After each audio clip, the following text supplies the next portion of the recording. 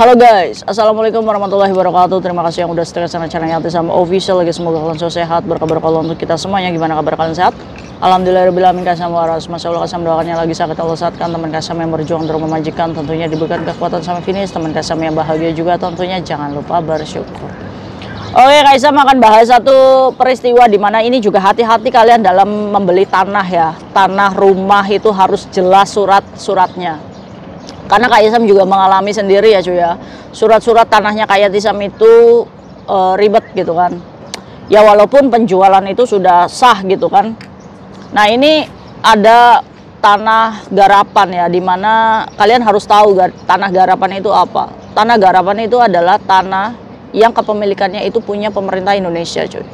Jadi hanya diakui pada waktu digarap itu. Jadi sebenarnya tanah garapan ini muncul karena tanah kosong gitu kan, dibikin suatu bangunan. Jadi karena sudah terbiasa meninggalkan di situ, jadi dikirainya itu punya kita gitu kan.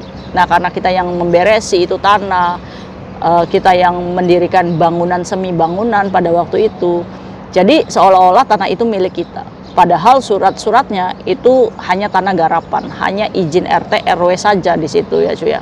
Mungkin bayar pajak ya bayar pajak, tapi di situ tanahnya bukan kepemilikan orang tersebut, tapi milik Indonesia.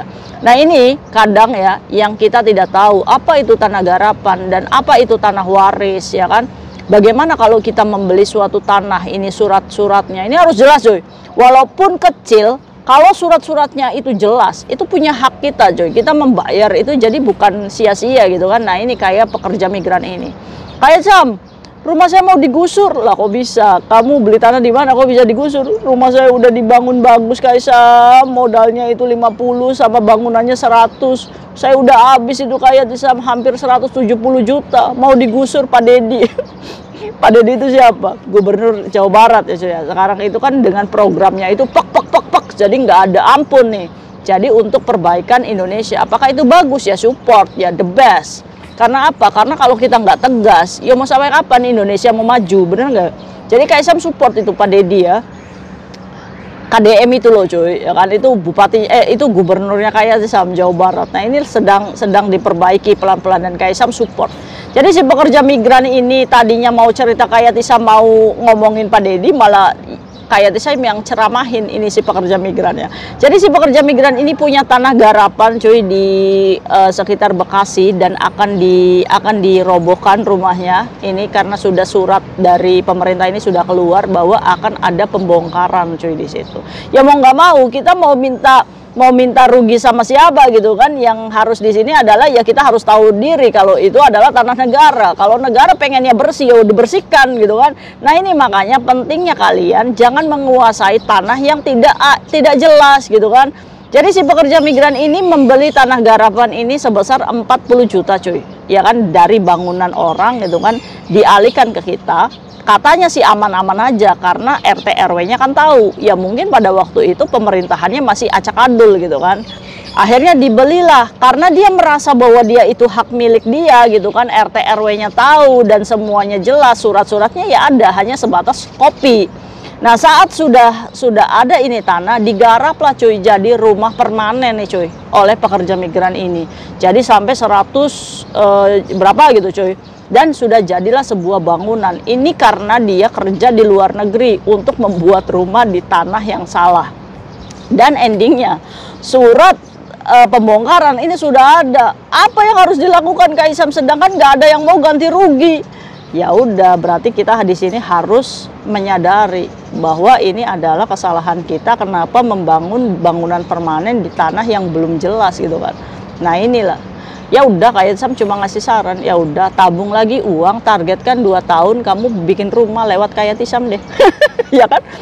Misalkan 1 tahun 80.000 Hongkong dolar, kamu targetin 200 juta, kamu udah bisa tuh beli tanah sama bangunan. Udah, ikhlasin aja wes, nggak apa-apa. Ya kan? Ya mau gimana, mau nuntut-nuntut gimana, demo-demo ke siapa gitu kan. Ini kan kesalahan murni pekerja migran sendiri yang membeli tanah tidak dipikir panjang gitu kan. Nah ini dampaknya.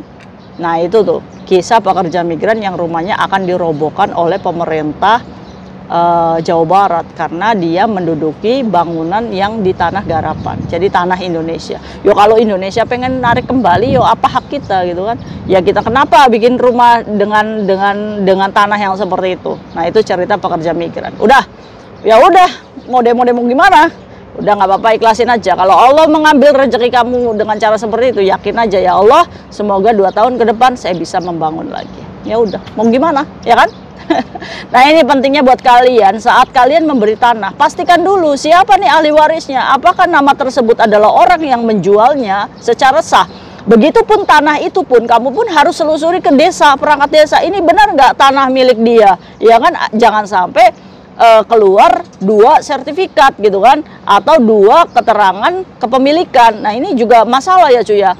Ya walaupun tanah itu sekitar 50 juta lah ya, jadi 50 juta itu sebagai aset kita juga harus jelas nih siapa yang ngejual. Kayak Tisam nih, contohnya kayak Tisam aja. Jadi ceritanya kayak Tisam itu dulu pernah punya teman yang dari Bertong ya cuy ya, Taliwang di sana. Nah jadi saat itu ada tanah yang dijual 2 are pada tahun berapa kayak Tisam beli 2 tahun yang lalu. Kayak Tisam beli 1 arenya itu 25 juta cuy. Itu strategis banget ya. Kalau misalkan kalian mau mengganti tanahnya kayak Tisam yang di Bertong ya, yang di Taliwang, boleh. itu di belakangnya kantor polisi cuy, kantor polisi Bertong di belakang itu ada tanahnya kayak Tisam 2 are di sana. Jadi 1 arenya itu dijual 25 juta. Karena kayak Tisam melihat kondisinya strategis ya, dan itu pun mobil masuk ya kan. Jadi Kaisam itu beli tanah cuy di sana, 1 arenya 25 juta. Kaisam pada waktu itu beli 2 are cuy. Karena di situ panjang ya tanahnya, cuma di ahli warisnya itu dipecah-pecah cuy. Nah, kayak yang 2 are ini kepemilikannya Pak A ya, ini dijual ke kayak Tisam. Nah pada waktu itu kayak Tisam punya teman di sana untuk survei langsung ya kan, survei langsung dan dilihat ini, oh iya ternyata dipecah-pecah dan miliknya Kaisam itu ada di tengah-tengah cuy di situ. Jadi akses mobil masuk, di belakangnya polisi Bertong itu di Taliwang ya kan, buat kalian yang rumahnya Nusa Tenggara Barat di sana, di situ. Nah itu Kaisam beli 2 tahun yang lalu 50 juta. Nah dekatnya jalan raya juga. Kalau kalian mau, silakan beli dari kayak Tisam, nggak apa-apa. Kaisam jual ke kalian. Udah kayak Tisam jual 60 juta aja deh. Naik 10 juta nggak apa-apa, namanya aset tanah ya cuy. 2 tahun kan semakin mahal, bener nggak? Nah barangkali mau dibikin bangunannya juga nggak apa-apa. Nanti Kaisam bikinkan bangunannya di situ. Itu lumayan luas. Kalau 2 are itu 20 kali 100 ya, itu bisa dibikin 3 kamar cuy, gede. Nah nanti niatnya kayak Tisam tuh kalau misalkan itu tuh bikin kos-kosan di sana tuh kan, pemilik kos itu nggak perlu satu wilayah gitu kan, kita bisa pantau di situ, kita bisa mempekerjakan di situ. Jadi ya biarin aja tanah itu. Nah sudah pelunasan, ini surat ini sudah ada nih cuy, sudah di kepemilikannya kayak Tisam ya kan. Nah melalui temannya kayak Tisam yang di sana, ini sebenarnya mau balik nama cuy, balik nama. Nah saat balik nama ini pemecahannya ini susah cuy. Suratnya ini harus ada tanda tangan beberapa ahli waris untuk memecah tanah ini cuy. Sebenarnya tanahnya jelas ini hak warisnya punya si Pak A. Hanya saja untuk memecah ini 2 are ya kan, untuk dibuat sertifikat tanah atas nama kayak Tisam, ini harus ada tanda tangan saudaranya aja. Dan ada 1 saudara yang ini tinggalnya nggak stay di situ cuy. Nah ini 1 tanda tangan aja, ini nggak bisa memecah tanah yang ahli waris ini. Terus Kaisam sengketa nggak? Ya tetap aja. Kalaupun kayak bisa mendirikan bangunan pun bisa. Hanya saja pemecahan suratnya ini nunggu saudaranya ini, yang 1 laginya ini, ya kan?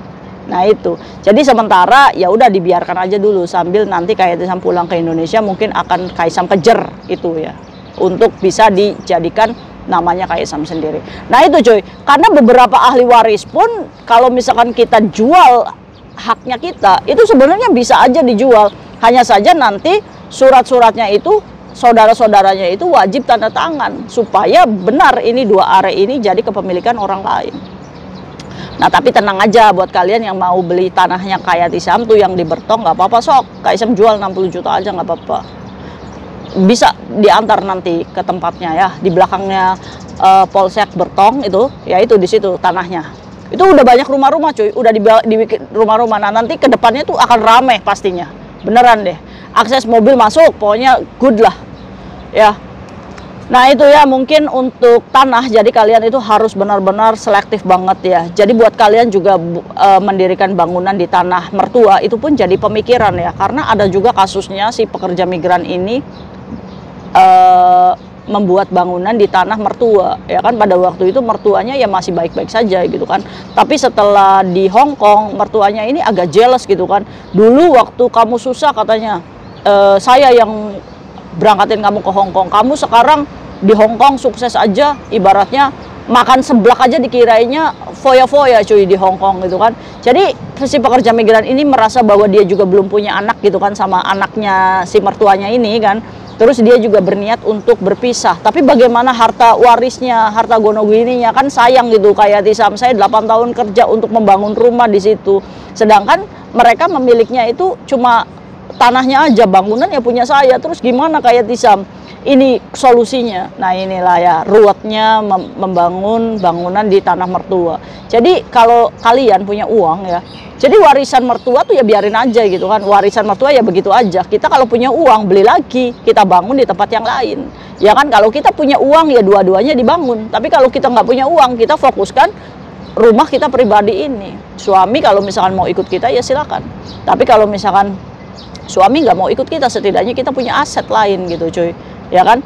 Nah itu kalau misalkan sudah terjadi seperti ini gimana kayak ya tuntutnya harta gono gini. Kalau bercerai ya nih misalkan kita sewa lawyer, dimana ini bisa nggak nih ditabayunkan. Kalau misalkan keluarga suami mau mengembalikan beberapa uang yang kita minta, ya udah itu hak jadi keluarganya dia gitu kan. Tapi kalau enggak ya berarti gimana caranya, solusinya nanti lawyer itu yang memperjuangkan apakah rumah ini dijual nanti hartanya dibagi dua ya kan, atau kita yang membeli tanah itu jadi milik kita. Nah itu kan urusannya panjang, tapi insya Allah saat kalian merasa bahwa kalian yang membangun itu, kalian bisa memperjuangkan di depan hukum ya cuy ya. Oke, makanya kwitansi pembelian material dan lain-lain kalian harus simpan untuk mengantisipasi rumah tangga yang kacau ya kan. Nah iya, jadi lebih enaknya gimana? Lebih enaknya wis bangun rumah ya kan, nanti Kak Isam yang bangunin rumahnya.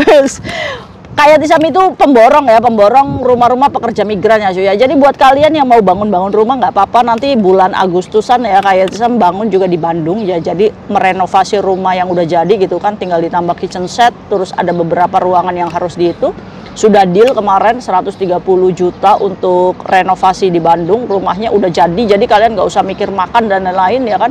Kaisam punya uang 120 atau 150 juta, bisa nggak dibikin rumah? Bisa aja ya, tergantung bagaimana modelnya, mau kalian mau semewah atau sesederhana itu pun kita bisa nego ya. Oke, jadi buat kalian nggak usah takut ditipu-tipu keluarga atau apa namanya dibohong-bohongin sama keluarga selama ada kayak Tisam.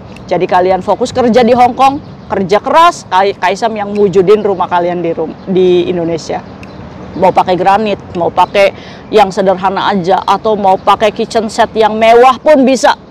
Asal kalian apa namanya pengennya kayak gimana ya kan. Wis mantap, is the best. Estimasi pembuatan rumah itu nggak lebih dari 1 sampai 2 bulan ya.